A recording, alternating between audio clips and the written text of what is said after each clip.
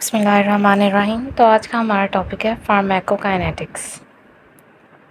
इसके साथ साथ हम इसके डिफरेंट स्टेप्स भी पढ़ेंगे, लेकिन आज हम सिर्फ इसका पहला स्टेप डिस्कस करेंगे, एब्जॉर्प्शन।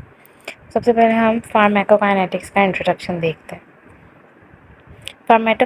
फार्माकोकाइनेटिक्स हमारे पास क्या होती है? ये हमारे पास ड्रग की मूवमेंट होती है बॉडी के अंदर, कि किस तरह से हम उसको लेते हैं, फिर हमारी बॉडी के अंदर किस तरह से मूव करती है और बॉडी से बाहर किस तरह से निकलती है कोई भी ड्रग। इसकी डेफिनेशन हमारे पास है, it is the study of absorption, distribution, metabolism and excretion of drugs. कि इसकी एब्जॉर्प्शन किस तरह से होती है और इसके बाद डिस्ट्रीब्यूशन में, कि जब एब्जॉर्ब हो गई हमारी बॉडी के अंदर कोई ड्रग तो वो डिफरेंट ऑर्गन्स के पास किस तरह से जाएगी, किस तरह से डिस्ट्रीब्यूट होगी, और इसकी मेटाबॉलिज्म किस तरह से होगी। कि अपने ये मेटाबॉलिज्म का एक और नाम है जिसको हम कहते हैं बायो ट्रांसफॉर्मेशन, कि अपने स्मॉलर मॉलिक्यूल्स में किस तरह से कन्वर्ट होगी और उसके बाद एक्सक्रीशन ऑफ ड्रग के बॉडी से किस तरह से बाहर निकलेगी, एक्सक्रीट आउट किस तरह से होगी।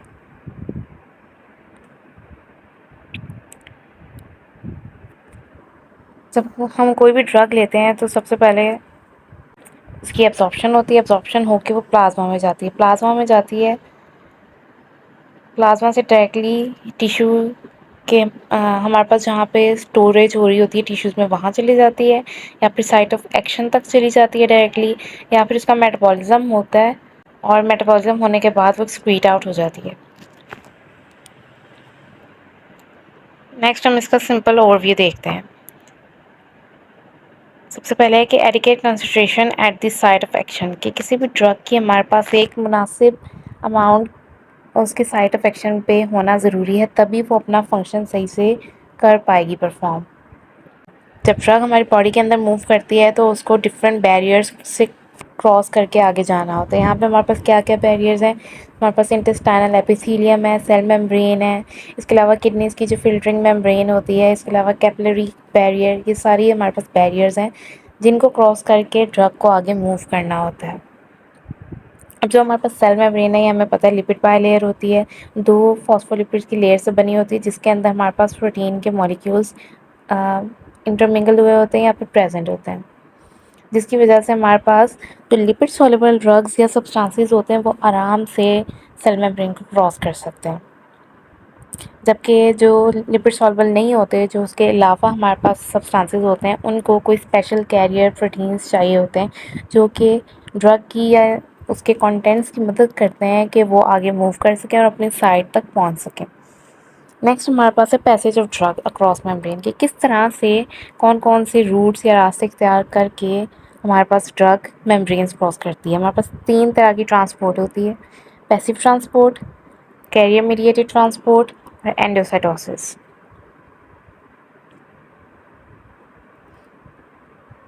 सबसे पहले हमारे पास आ जाती है पैसिव ट्रांसपोर्ट। पैसिव ट्रांसपोर्ट में हमें एनर्जी की रिक्वायरमेंट नहीं होती। इसमें सिंपल डिफ्यूजन हमारे पास 2 तरह से इसमें होती है ट्रांसपोर्ट। एक तो होती है सिंपल डिफ्यूजन और एक होती है फिल्ट्रेशन। सिंपल डिफ्यूजन में ये होता है कि जो हमारे पास कोई भी ड्रग या कंटेंट होते हैं वो हायर कंसनट्रेशन से लोअर कंसनट्रेशन की तरफ जाते हैं, जहाँ पे उसको एनर्जी की नीड नहीं होती है, वो खुद ही आराम से डिफ्यूज़ होते होते चले जाते हैं। इसके अलावा जो फिल्ट्रेशन होती है वो हमारे पास एक्वस पोर्स, यानी कि कुछ पोर्स होते हैं, उनके ज़रिए से हमारे पास जो ड्रग है वो आगे फ़िल्टर होके अपने साइड ऑफ एक्शन तक पहुंच सकती है या फिर मेम्ब्रेन को क्रॉस कर सकती है। इसके बाद हमारे पास कैरियर मीडिएटेड ट्रांसपोर्ट। अब कैरियर है, मतलब कोई चीज़ लेके जा रही है तो उसके लिए उसको फ्यूल तो चाहिए होगा, यानी कि इसको एनर्जी की रिक्वायरमेंट होती है। अब इसमें हमारे पास 2 तरह की आ जाती है, एक होती है एक्टिव ट्रांसपोर्ट, पैसिव का ऑपोजिट, और एक होती है फैसिलिटेटेड डिफ्यूजन। एक्टिव ट्रांसपोर्ट में हमारे पास क्या होता है कि अगेंस्ट द ग्रेडियंट काम करता है, यानी कि वो हायर से लोअर की तरफ जाता है तो ये लोअर से हायर की तरफ जाता है किसी भी चीज़ को लेके। और इसके लिए हमारे पास कोई भी स्पेसिफिक कैरियर प्रोटीन्स होते हैं जो कि इसकी मदद करते हैं सेल मेम्ब्रेन के अक्रॉस ड्रग के कंटेंट्स को ले जाने में। यहाँ पे एग्जांपल दी हुई है हमारे पास लीवोटोपा की और आयरन की। इसके बाद है हमारे पास फैसिलिटेटेड डिफ्यूजन। इसको कोई भी कैरियर फैसिलिटेट करता है, मतलब इसकी मदद करता है, और इसको एनर्जी की ज़रूरत नहीं होती, और ये हाईली स्पेसिफिक होती है, मतलब कि ये स्पेसिफिक चीज़ों के लिए हम फैसिलिटेटेड डिफ्यूजन यूज़ करते हैं। यहाँ पर एग्जांपल दी हुई है, जब ग्लूकोज का अपटेक करना होता है सेल ने, उस केस में, या फिर विटामिन B12 की एब्जॉर्प्शन, या जब उसको कैरी करना होता है इंटेस्टाइन में, इस केस में हमारे पास ये कैरियर मीडिएटेड ट्रांसपोर्ट होती है। जो एक्टिव ट्रांसपोर्ट होता है ना, उसमें स्पेसिफिक कैरियर उसको चाहिए होता है, हर एक चीज़ के लिए एक स्पेसिफिक कैरियर बना हुआ होता है, बॉडी के अंदर प्रेजेंट होता है, जो कि चीज़ों को अक्रॉस द मेम्ब्रेन ले जा सकता है। जबकि फैसिलिटेटेड डिफ्यूजन में कैरियर उसकी सिर्फ फैसिलिटेशन करता है, मदद करता है, जो उसको आगे लेके जाती है मेम्ब्रेन के अक्रॉस ड्रग को। नेक्स्ट हमारे पास है एंडोसाइटोसिस।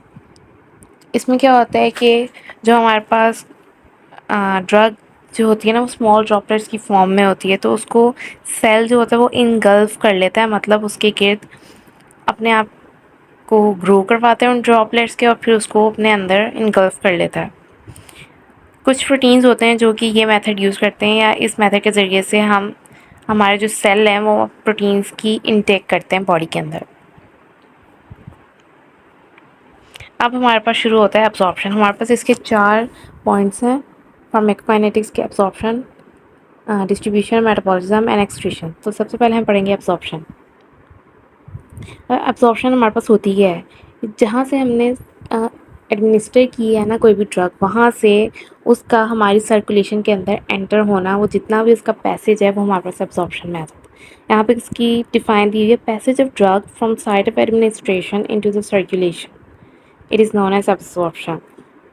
अब एब्जॉर्प्शन हमारे पास पैसिव डिफ्यूजन के ज़रिए से भी हो सकती है, और कैरियर मीडिएटेड ट्रांसपोर्ट जो हम पहले ऊपर पढ़ चुके हैं उनके ज़रिए से भी हो सकती है। मतलब कि उसको पैसिव डिफ्यूजन यानी कि इसमें इसको एनर्जी की ज़रूरत नहीं पड़ेगी, जबकि कैरियर मीडिएटेड में उसको एनर्जी की रिक्वायरमेंट पड़ सकती है, क्योंकि फिर कैरियर मीडिएटेड में भी 2 टाइप्स आ जाती हैं हमारे पास। सिवाय इंट्रावेनस रूट के हमारे पास जो एब्जॉर्प्शन का रेट है, या जिस स्पीड से उसने किसी भी ड्रग ने बॉडी के अंदर एब्जॉर्ब होना होता है, वो कुछ फैक्टर्स हैं जो कि उसके ऊपर असर करते हैं, जिनकी वजह से एब्जॉर्प्शन या तो कम हो सकती है या ज़्यादा हो सकती है। अब वो फैक्टर्स हमारे पास क्या क्या हैं? Factors affecting absorption of drug. सबसे पहले हमारे पास है डिसइंटीग्रेशन एंड डिसोल्यूशन। नेक्स्ट हमारे पास है फॉर्मुलेशन, फिर है हमारे पास particle size, lipid solubility, pH and ionization, area and vascularity of absorbing surface, gastrointestinal motility, presence of food, metabolism and diseases. जो नेम्स मैंने लिखे हैं, इनके अलावा भी इनको कुछ और वर्ड्स के ज़रिए से डिफ़ाइन किया जा सकता है। लाजमी नहीं है कि हर बुक में सेम यही नेम यूज़ किए गए हों, इनके अलावा कुछ ऑल्टरनेटिव इनके सिनोनिम्स वगैरह भी यूज़ किए जा सकते हैं। सबसे पहले हम पढ़ेंगे डिसइंटीग्रेशन एंड डिसोल्यूशन का। अब इसमें हमारे पास डिसइंटीग्रेशन का मतलब होता है किसी चीज़ का टूटना, और डिसोल्यूशन का मतलब है उस टूटी हुई चीज़ का किसी चीज़ में हल होना। अब हमारे पास ड्रग होती है, ड्रग अपने पार्टिकल्स में टूटती है, ब्रेक डाउन होती है उसकी, और उसके बाद जो, अब ये बात हम करें जो हम ओरली देते हैं, यानी कि माउथ के ज़रिए से कोई टैबलेट वगैरह या कोई भी चीज़ जब देते हैं हम, तो ये उसकी बात हो रही है। जब वो जाती है हमारे स्टमक में, वहाँ पे जाके उसकी ब्रेक डाउन हुई, और वो जो हमारे पास गैस्ट्रोइंटेस्टाइनल फ्लूइड है, यानी कि जो स्टमक में और इंटेस्टाइन में फ्लूइड है, उसके अंदर जाके डिज़ोल्व होना, ये इसका डिसोल्यूशन टाइम होता है। अब जो ड्रग्स हम देते हैं इंट्रामस्कुलरली और सबक्यूटेनियसली, वो हमारे पास जो टिश्यू का फ्लूइड, टिश्यू के अंदर जो फ्लूइड प्रेजेंट होता है ना, उसके अंदर डिज़ोल्व होते हैं। अब यहाँ लिक्विड्स जो होते हैं ना, वो हमारे पास फास्टर एब्जॉर्ब होते हैं देन सॉलिड्स। फॉर एग्जांपल, अगर हम एक टैबलेट लें और साथ में हम 2 पेशेंट्स को, एक पेशेंट को हम टैबलेट दें और दूसरे पेशेंट को हम कोई सिरप दें, सेम मेडिसन, यानी कि उसकी सिरप फॉर्म एक को दे दें और एक को उसकी टैबलेट फॉर्म दे दें, तो जो टैबलेट वाली है ना, वो देर से असर करेगी, और जो सिरप है वो जाते ही डिसॉल्व हो जाएगा गैस्ट्रोइंटेस्टाइनल कंटेंट में, और वो जल्दी से अपना असर दिखाएगा। इसके अलावा जो हमारे पास ड्रग्स आराम से वाटर के अंदर सॉल्युबल नहीं होती, पुअर वाटर सॉल्युबल होती हैं, वो हमारे पास एब्जॉर्प्शन में डिले करा सकते हैं। नेक्स्ट हमारे पास है फॉर्मुलेशन। फॉर्मुलेशन के ड्रग किस तरह से बनाई गई है, उसका फार्मूला क्या है। इसमें हमारे पास कहते हैं कि फार्मास्यूटिकल प्रिपरेशन हम करते हैं कोई भी डिज़ायर्ड एब्जॉर्प्शन के लिए, मतलब हमें जिस तरह की एब्जॉर्प्शन चाहिए होगी उसी तरह की फिर हम उस ड्रग की प्रिपरेशन करेंगे। फार्मास्यूटिकल जो हमारे पास कंपनीज़ होती हैं जो बड़े लेवल पे ड्रग की प्रोडक्शन करती हैं। इसके अलावा हम जो ड्रग्स होती हैं उनके अंदर कुछ इनर्ट सब्सटेंसेस भी ऐड करते हैं। इनर्ट सब्सटेंसेस कहते हैं इनएक्टिव, जो हमारे पास कुछ उसके इंग्रेडिएंट्स होते हैं या सब्सटेंसेस होते हैं जैसे कि स्टार्च और लैक्टोज, वो हमारे पास एब्जॉर्प्शन के अंदर इंटरफेयर कर सकते हैं। नेक्स्ट हमारे पास है पार्टिकल साइज़। पार्टिकल साइज़ भी ड्रग की एब्जॉर्प्शन में बहुत मैटर करता है। जितना छोटा पार्टिकल साइज़ होगा उतनी बेहतर एब्जॉर्प्शन होगी। लेकिन इस केस में कि अगर हमने जो मेडिसिन दी है उसने जाके हमारी गट की वॉल पे एक्ट करना है, तो उस केस में हमारे पास पार्टिकल साइज़ मैटर नहीं करता, क्योंकि उसने असर ही अपना वो स्टमक की वॉल के ऊपर करना होता है या जीआई ट्रैक्ट के ऊपर करना है। तो इस केस में ज़्यादातर जो पार्टिकल्स होते हैं उनको बड़ा रख लेती हैं फार्मेसीज़ या जो उसकी प्रोडक्शन कंपनीज़ होती हैं। तो इस केस में जो ड्रग का साइज़ है उसको बड़ा रखा जा सकता है, उसके पार्टिकल साइज़ को बड़ा रखा जा सकता है। नेक्स्ट हमारे पास है लिपिड सॉल्युबिलिटी। जैसा कि हमें पता है हमारी जो सेल मेम्ब्रेन्स हैं वो लिपिड सॉल्युबल होती हैं, यानी कि वो फॉस्फोलिपिड से बनी हुई होती हैं बेसिकली। तो वहाँ से जो लिपिड सॉल्युबल ड्रग हैं उनका पास करना बहुत आसान होता है, तो इसलिए उसकी एब्जॉर्प्शन भी ड्रग की बहुत जल्दी होती है as compare to non lipid soluble drugs.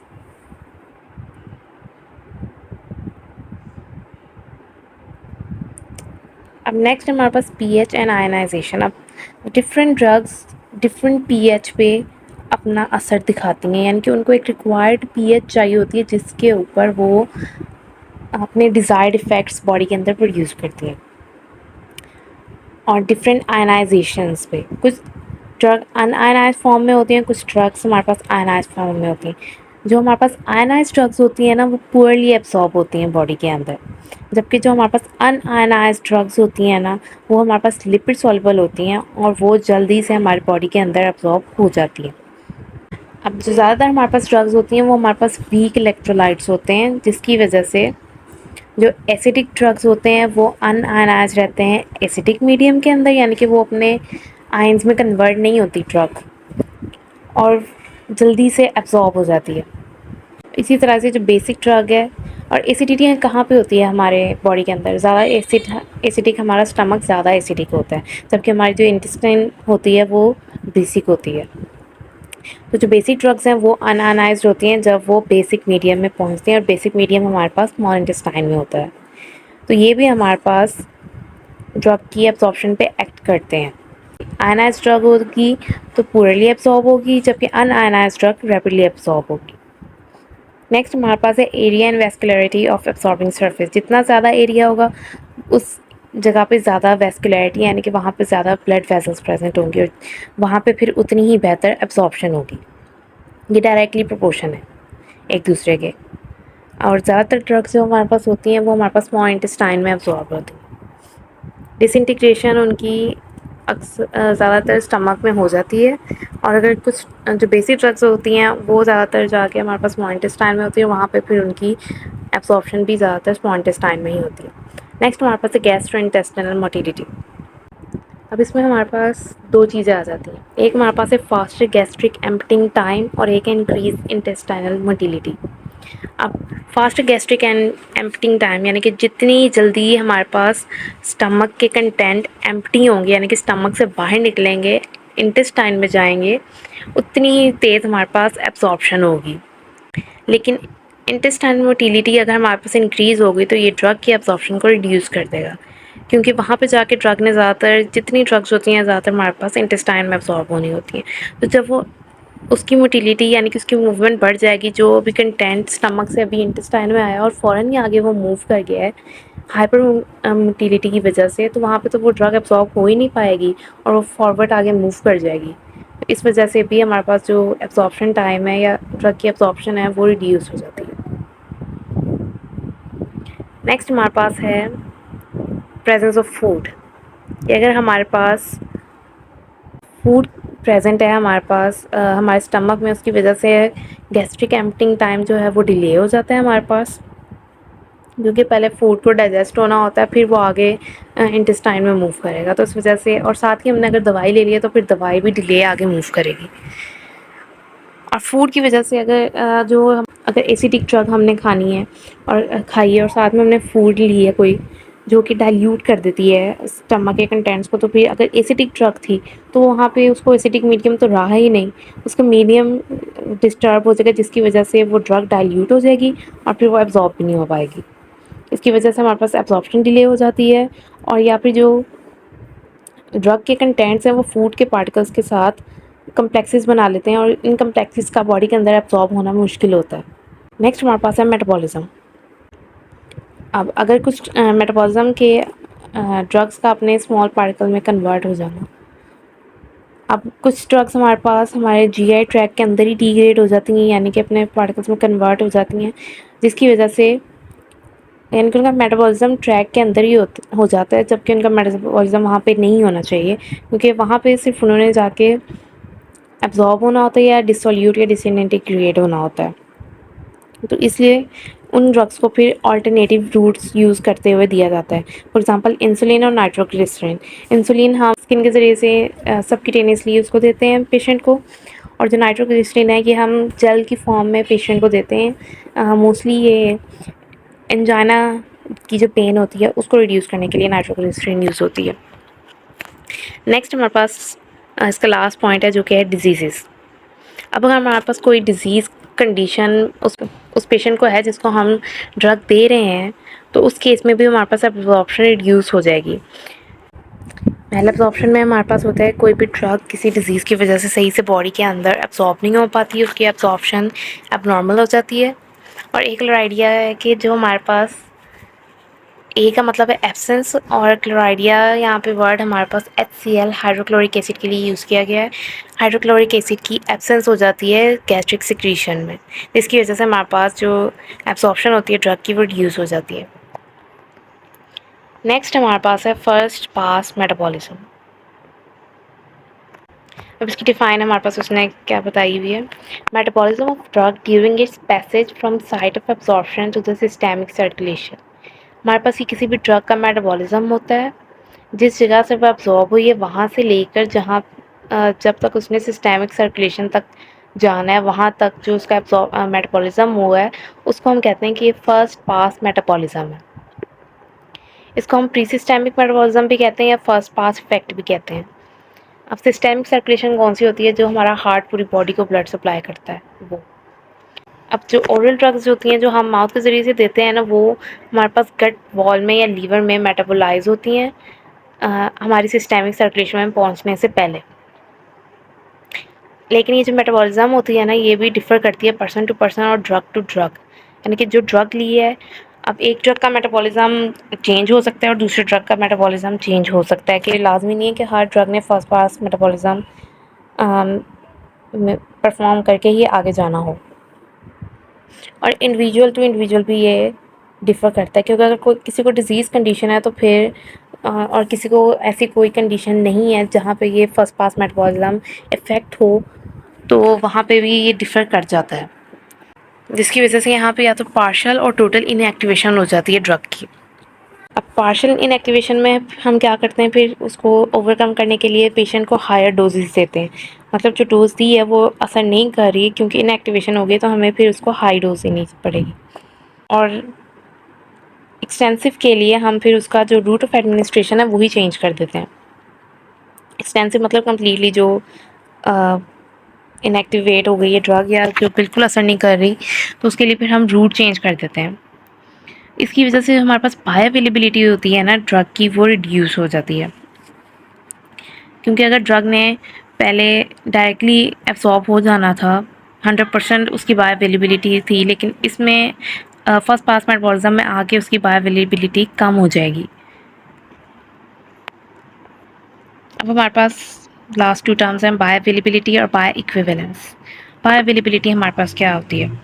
Bio availability हमारे पास ना फ्रैक्शन होती है ड्रग की, या इसको हम कह सकते हैं ड्रग की अमाउंट होती है, जो कि हमारे जब वो सिस्टेमिक सर्कुलेशन में पहुंच जाती है कहाँ से जब हम उसको किसी भी रूट से एडमिनिस्टर करते हैं, वहाँ से उसका सिस्टमिक सर्कुलेशन में पहुँचना और वो कितनी अमाउंट में पहुँचती है, इसकी नॉलेज को हम कहते हैं बायो अवेलेबिलिटी, कि हमारे पास ड्रग कितनी अवेलेबल है प्लाज्मा के अंदर। अब जब हम देते हैं इंट्रावेनस ड्रग्स, उनकी बायो अवेलेबिलिटी हमारे पास 100% होती है, जबकि जो इंट्रामस्कुलर या सबक्यूटेनियस ड्रग्स होती हैं उनकी बायो अवेलेबिलिटी लो होती है। किस वजह से लो होती है? क्योंकि जो हमारे पास फैक्टर्स ड्रग की एब्जॉर्प्शन पर असर रखते हैं वही हमारे पास फिर इसकी बायो अवेलेबिलिटी को भी इफ़ेक्ट करते हैं और कम कर देते हैं। हमारे पास बायो इक्विवेलेंस, इसमें हम क्या करते हैं कि हम सेम ड्रग लेते हैं लेकिन उसकी फॉर्मुलेशंस डिफरेंट लेते हैं। मतलब ड्रग हमारे पास सेम रहेगी लेकिन उसको जिस तरह से बनाया गया उसके फार्मूलाज वो चेंज होंगे, और उसको फिर हम कंपेयर करेंगे कि कौन सी ड्रग ब्लड में जाके कितनी हमारे पास अवेलेबल है, यानी कि उसकी बायोअवेलेबिलिटी को हम कंपेयर करते हैं। इसको हम कहते हैं स्टडी ऑफ बायो इक्विवेलेंस। हमने को ड्रग लेनी है लेकिन उसकी डिफरेंट फॉर्मुलेशंस लेंगे और फिर हम उसकी बायो अवेलेबिलिटी को कंपेयर करेंगे। इसको हम कहते हैं कि ये हमारे पास बायो इक्विवेलेंस है। अब जो नॉन इक्विवेलेंट ड्रग्स होती हैं वो हमारे पास टॉक्सिसिटी प्रोड्यूस कर सकती हैं, या फिर वो थेरेप्यूटिक फेलियर की तरफ जा सकता है पेशेंट। नॉन इक्विवेलेंस की वजह से हमारे पास टॉक्सिसिटी हो सकती है। नॉन इक्विवेलेंस का मतलब है कि जो हमें उसके इफ़ेक्ट्स चाहिए ड्रग के वो नहीं मिल रहे, और वो इक्विवेलेंट नहीं है, मतलब बाय इक्विवेलेंस के ऑपोजिट आया उसका इफ़ेक्ट। टॉक्सिसिटी होती है कि ड्रग की बॉडी के अंदर एक्यूमुलेशन स्टार्ट हो जाती है, जिसकी वजह से ये थेरेप्यूटिक फेलियर की तरफ चली जाती है ड्रग, यानी कि जो इफ़ेक्ट हमें चाहिए होते हैं उस ड्रग के वो नहीं देती बल्कि एडवर्स इफ़ेक्ट देना शुरू कर देती है।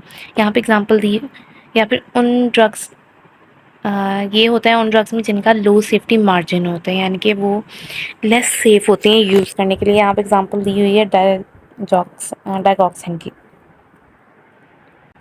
नेक्स्ट ये हो सकता है इसमें कि जो हम ओरल फॉर्मुलेशन देते हैं ना, यानी कि टैबलेट फॉर्म या कोई भी ऐसी फॉर्म जो हम ओरली दें, हम ऐसी उसकी फॉर्मुलेशन यूज़ करें जो कि डिफरेंट, यानी कि उसमें ड्रग की अमाउंट तो सेम रहे लेकिन डिफरेंट मैन्युफैक्चरर्स ने उसको बनाया हो, यानी कि डिफरेंट कंपनीज़ की हम यूज़ करें ड्रग को, तो उसका रिज़ल्ट डिफरेंट हमारे पास जो उसकी प्लाज्मा कंसनट्रेशन होती है ना वो डिफरेंट आ सकती है। डिफरेंट यानी कि अगर हम उनकी प्लाज्मा कंसनट्रेशन को कंपेयर करें तो वो डिफरेंट हो सकती हैं, यानी कि उनमें कोई भी बायो इक्विवेलेंस नहीं है,